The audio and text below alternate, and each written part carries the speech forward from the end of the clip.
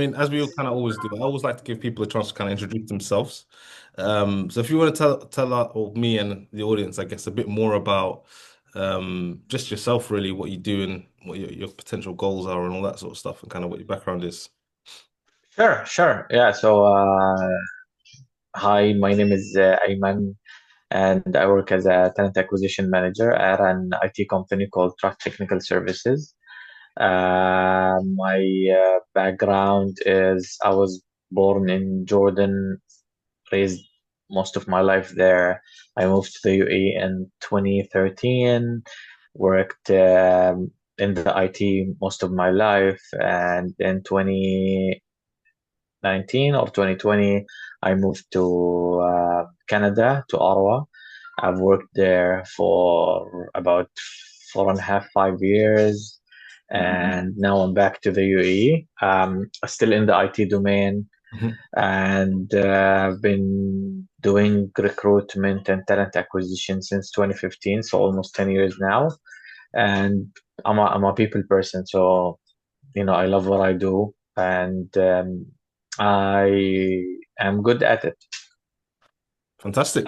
I can definitely tell you're a people person, which is good. I'm kind of a people person myself. I'm quite good at people. People give me energy. I'm assuming that it's the same for you. After Yes, conversation. 100%. Yeah, yeah. Yes, 100%. Yeah. Even if it can be a bit negative, either way, I think just any conversation gives me energy. Then I can solve the problem. True. But yeah, okay, Yeah, fantastic. So, as it's kind of one of the first times we're meeting, I'll give you a bit of introduction to myself. So, uh, please. I run an edge. So, name's Jamal, obviously. I run an agency from the UK. You can tell by the accent. Run an agency called Learn First. Been running for about 6, 7 years now or so.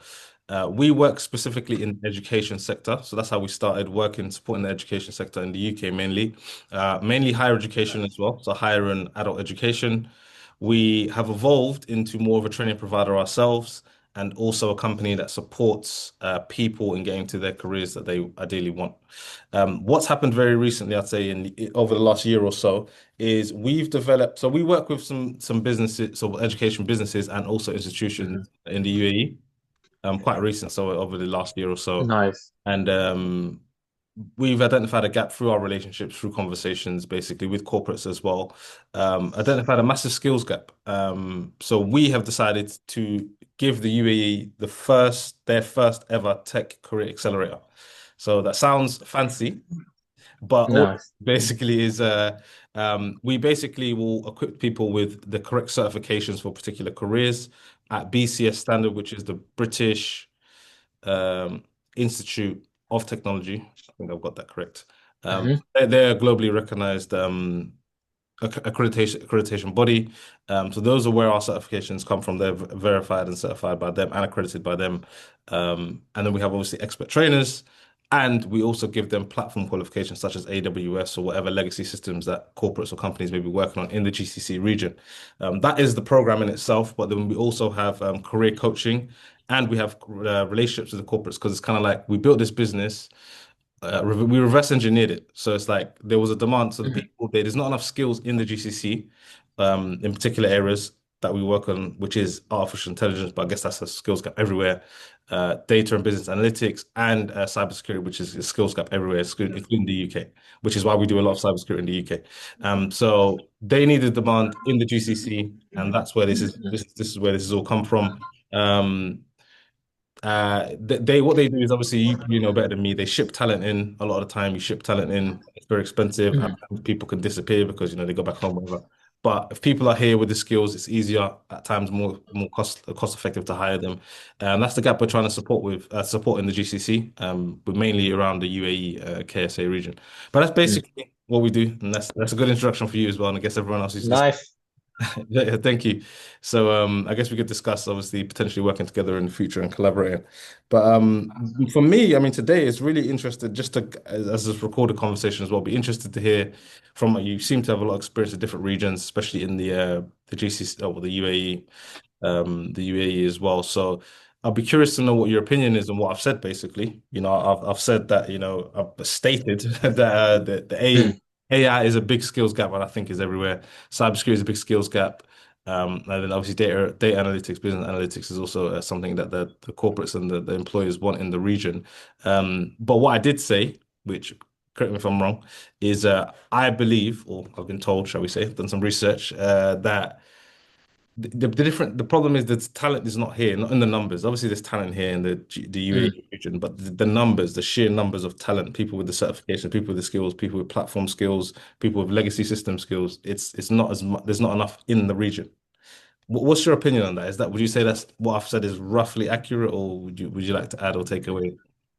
Yeah, no, definitely. You're right in about what you say. I think what we're lacking is also universities and colleges should focus more and be updated with the current market.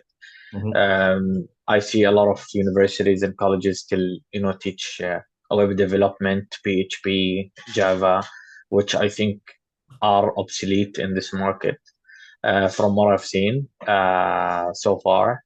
I think there should be more focus on tools like Python, Hmm. uh, iScala, etc. And to be up with the market. I think even universities and colleges should have their own dedicated AI and data analytics departments where they have to basically collect data about the current market, saturation, situation, um, not to damage the students and fresh graduates into getting into, UI UX design or Yeah. getting into these. Uh, uh, uh, I'm not gonna say like obsolete for now, but like on the verge of extinction, if Okay. if if that makes sense. No, I totally get it. Yeah, that makes sense. Just quickly, I was going to ask another question, but I'm curious. UX design, UX user experience. So you think you think that just AI could just obviously track everything and To be, just do that? from what, yeah, from what I have seen so far, I think in the coming months or even year would be able to, because look at the not only the images, but I mean the videos that are coming out of those tools and platforms. Mhm. It's almost realistic to an extent where if you saw a video 5 years ago to now using AI, it's unbelievable from what, and it's growing better and bigger. Um, funny enough, I've also done some hiring into the hardware sector. Unfortunately, still not in the Middle East. When I used to be in Canada and the US, I've touched on like ASIC and FPGA and embedded engineering, and that was a big topic. And if you think there is a lack of AI and data people in the GCC, well, wait until the hardware factories start hitting here, where you'll almost find one or two people out of millions of people. That's what I also told everyone that I know.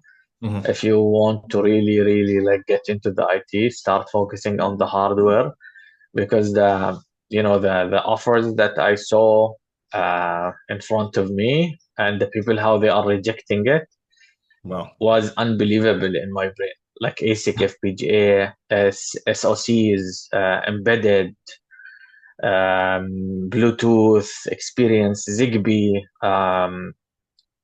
Honestly speaking, I would 100% go into if I go back 15 years ago where I Yeah. get the chance to restudy IT, I would definitely get into hardware. Wow. Interesting. Yeah. That's Yep. interesting. Okay, it's interesting. It's interesting that you said there because I didn't expect that, but that's interesting. We're gonna take note. Hopefully, everyone who's listening will take note as well. Okay. Yeah. I was gonna ask if you'd be able to share any rough numbers, but because I no, I can definitely. So I would take like for example one of the positions that I was hiring for, and that was the most junior one I would say. It was an ASIC engineer with Zigbee or Bluetooth experience. The people that I found either worked with Google, Meta, or NASA, and my hiring was either the US or Canada, and it's fully remote position. They would get a sign-on bonus. They would get the golden parachute. Hopefully you're familiar with like those contractual based namings. So golden parachute is Okay. basically if the company fires you, like say at the first 3 months or 6 months or 1 year, or they filed for bankruptcy, the golden parachute is like there is $1 million check in your bank account and you can cash it out for any reason if they fire you in less than 2 years. The annual salary was about 240,000 USD, and they would get a sign-on bonus of like 40,000 USD once they sign on the contract, and they will get 45 days as like basically annual leave. Yeah. So, and that's like a 5 years experience. Like that's not even funny, you know. And when I used to give this offer to people that are working, with Google, NASA, Meta, etc., they would laugh, and I would be so like, why are we, why are we laughing? Like Yeah, yeah, yeah. they would say, honestly, I'm making more than that, and I cannot just,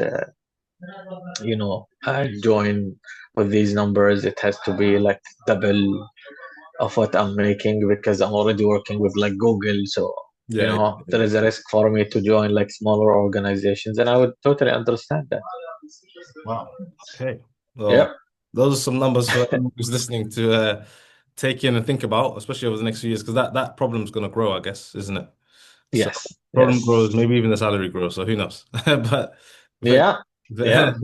yeah, very, very interesting. Okay, this is why conversations are so important.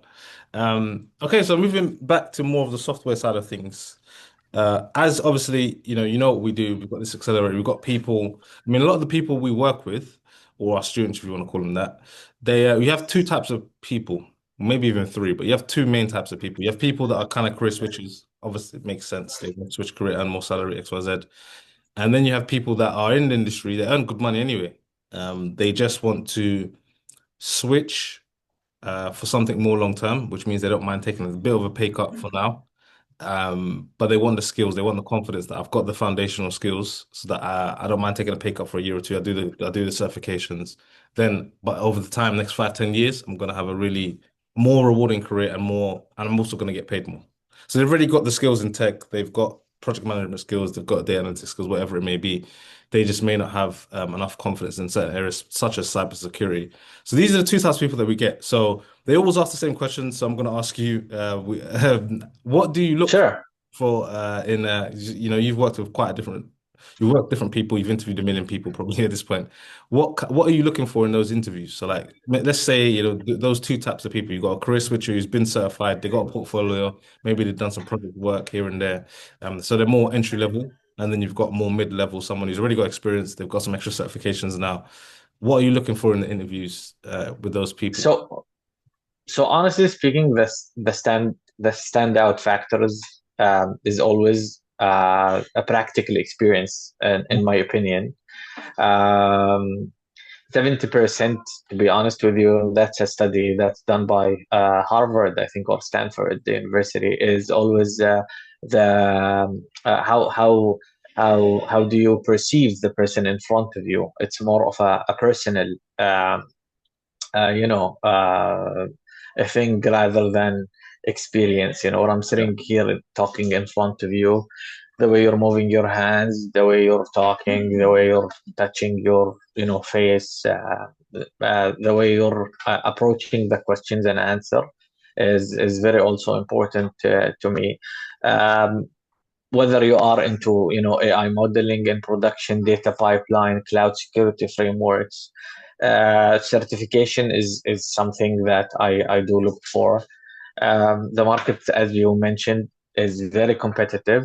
So if a project manager comes to me and at least doesn't have AWS or Azure foundation certification, and there are an IT project managers, I wouldn't be thinking to to hire them, because most of the projects that I've been facing is, if any IT projects, take any IT project, it always have the platform, it always have the environment, and it always have the network.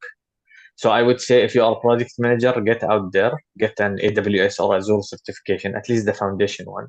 Mhm. Get the any Cisco certification, even if it was foundation. You don't have to go for the CISSP or the CEH. No, I mean CompTIA security, for example, is one of the good ones. I would suggest any project manager. I'm saying project manager because that's the example you have given me, Yeah. and uh, that is implied to anybody. Like for example, if you are a QA tester. And you've done testing all your life, don't tell me that you only do manual testing. Don't come to me and say you don't have any automation testing experience, because manual testing is almost obsolete now. I Yeah. can take the source code and put it on ChatGPT, and they can do it line by line and give me what's the error and fix it for me. I know my friend who works at Shopify, and Mhm. that's a true story. He told me Shopify now is does not allow you to touch the code by your hands. So what you do if you face a problem, you take it and you learn, you teach the bot. So you take that Yeah. input, like error or input, and you put it in the bot and say, please fix it for me. And then you put it back again and then again. So that tells you, if Shopify is doing 80/20, strategy, that shows you where are the programmers going to be in the next 1 or 2 years. We will That's not have any programmers. no. Yeah, that's So, that's and they get warnings if they touch the code by their hands, they get warning. wow. Yeah, it's a violation for the company. So you can imagine, like, where are we going? Yeah, for sure. For sure. This is anyone who's listening to this and yeah, you should if you're in the industry, you probably already know this, but anyone who's not, especially people that we work with, you really probably want to listen to what was just said. So that's something else I think that's important as well for people is trends, like what's happening, because you want to get into an industry, but you need to understand, like you said, what's actually happening, what's the climate, what's going to happen. No one knows, no one can predict what's going to happen, but I think it's quite clear with AI where the direction is going. I had another question. I know we don't have too much time, but I was just That's fine. um, Go ahead. as a as a side note, I mean, what would you suggest then? So what would you let's say, we do have an accelerator, we do train people. So what would you suggest people should you said you mentioned platforms, that makes sense. That's why we've done it. But what else? What would you recommend people look into for the next 5, 10 years of job security, I guess? But you can't really predict that with AI, to be honest. But what would you suggest people get into? What skills would you suggest people make sure that they have before jumping into this industry? Because again, we have a lot of career switchers that want to get into tech. So for me, honestly speaking, AI cannot 100% remove humans. So a human interaction is very important. Networking and building your portfolio is one of the things that I always encourage people to do. LinkedIn is not only for people who are looking for a job or who lost a job. It's a communication tool. Use it and use it wisely.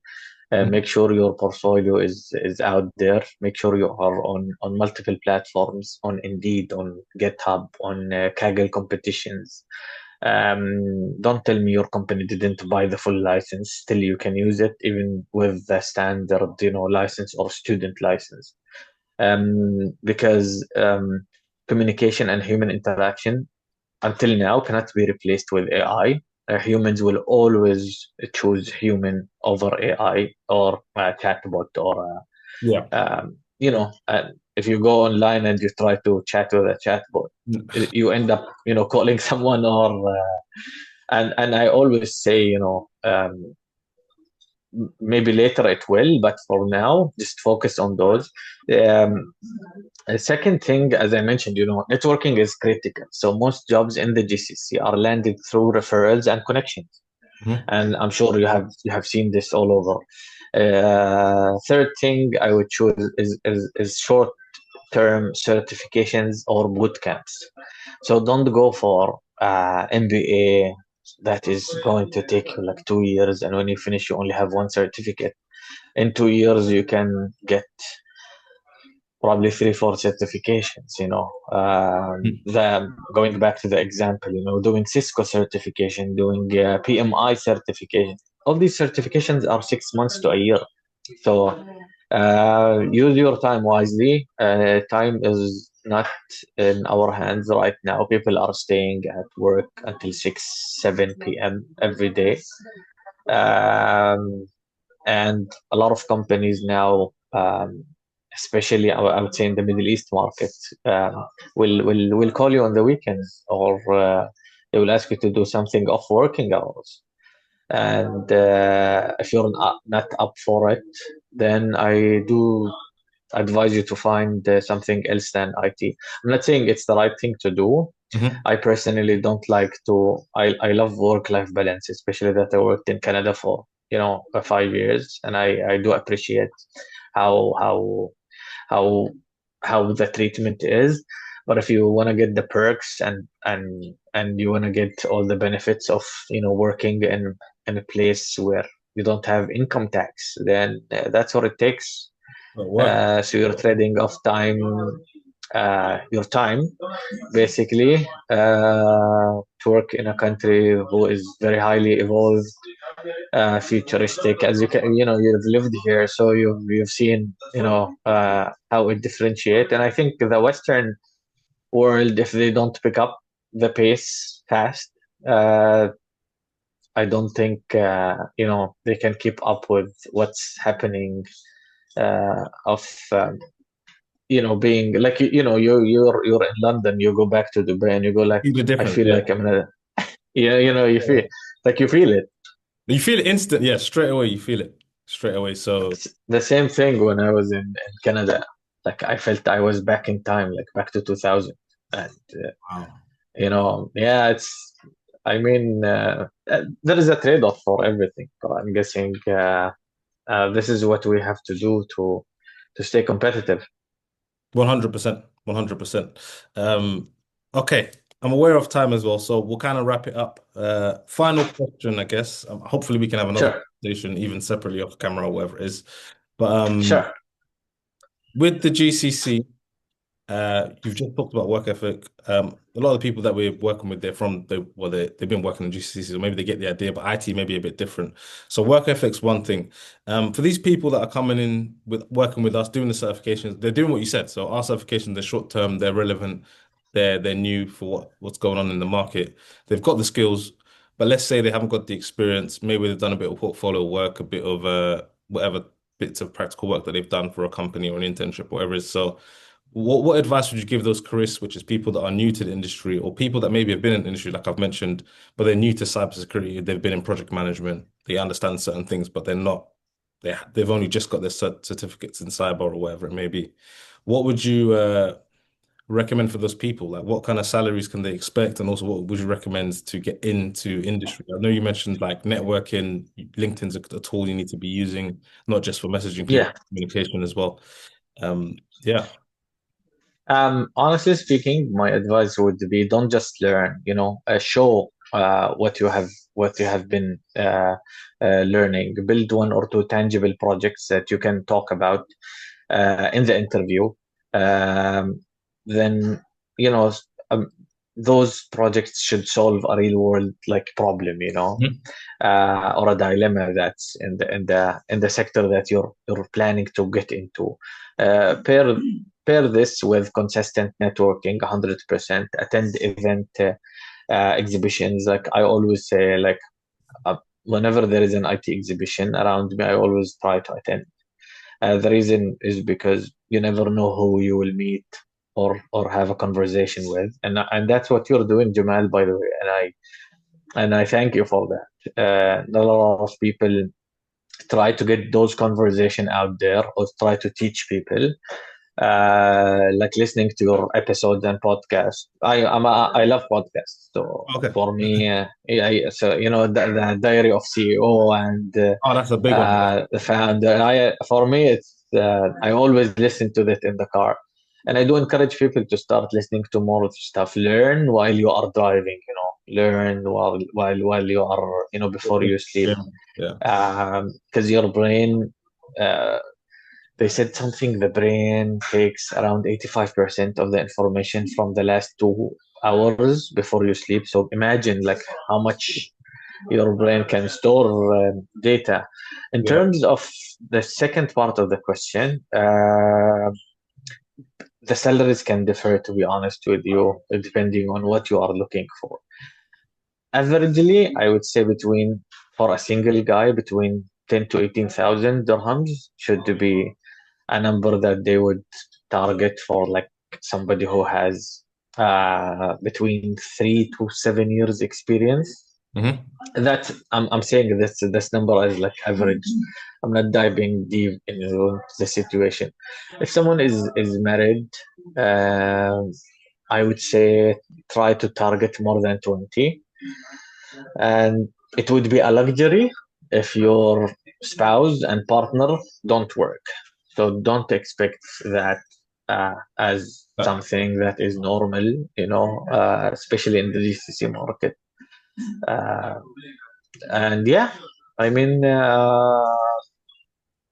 good luck for everyone. I'm pleased that you brought all these topics, Jamal, and hopefully we will have a second round and we will discuss into further details. yes, of course, of course. Appreciate the time, Ayman. Yeah, I do know you have to go. So yeah, appreciate the time. We'll definitely have a deeper conversation as long as we can carve out some time. Hopefully it'll be face to face, with a different sort of vibe as well. But yeah, thanks a lot. Absolutely. Thank you so much, Jamal. Pleasure talking to you. Thank you.